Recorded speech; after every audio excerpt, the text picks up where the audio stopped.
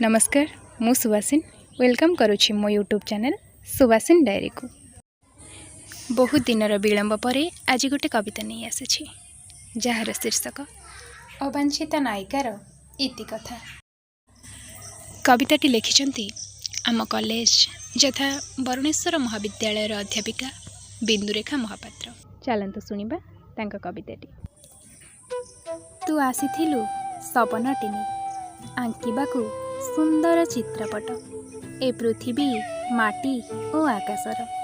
तू आसीथिलु गाइबाकू गीतटिए मल्हार रागिणी रे छम छम पादर घुंगुर रे मोहिबाकू मनटिए आखिर इशारा रे लेखिबाकू प्रेमर परिभाषाटिए।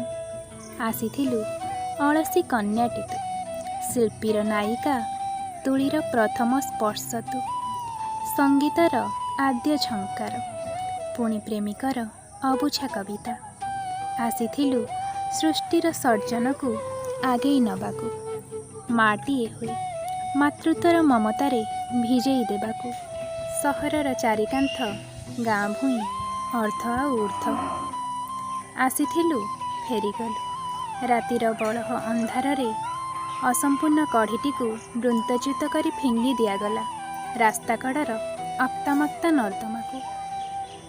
हजिगला सबु स्वप्न सबु संभावना समाजर नाली आखि कूटनीति तले। तू आसीथिलु फेरीगलु कथा सबु अधा रहीगला आखि कोणरे लुह जकी आसिला बेलकू राति पाहीगला।